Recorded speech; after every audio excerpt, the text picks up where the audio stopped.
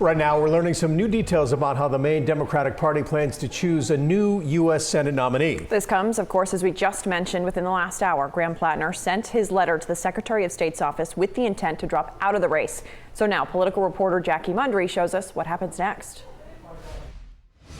Time is ticking for Maine Democrats to choose a new U.S. Senate candidate, but a handful of candidates have already announced they plan to run. In order to be considered for the nomination, though, there are rules. We are so excited to announce that our process for U.S. Senate candidates is now live. Candidates who want to be considered need to submit a letter of intent by Wednesday. They need to submit 500 valid signatures as well, including at least 50 signatures from 8 different counties.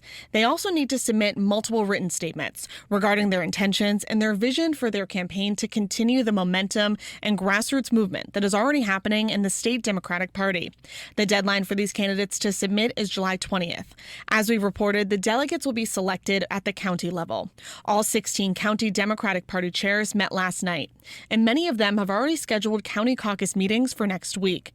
The delegates will be the ones who ultimately choose the nominee. These events have put the party, the Democratic Party, in a not great spot. Political science experts say this could create an opportunity for Maine Democrats. You could make a case, depending on who this nominee is, that the Democrats are going to be better off with whoever they nominate on or before July 27th than they would have been with Graham Platner and all of the baggage that he brought with him. Just in the last hour, Maine's Total Coverage obtained a letter to the Maine Democratic Party from 200 or so progressive Democrats who want a different process than the one outlined. They're asking for an immediate open to the public meeting for members of the public to review the current plan, as well as written comments and alternative proposals.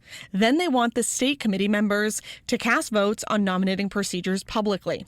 You may remember committee members voted on Wednesday night on the current plan. That meeting was not open to the public.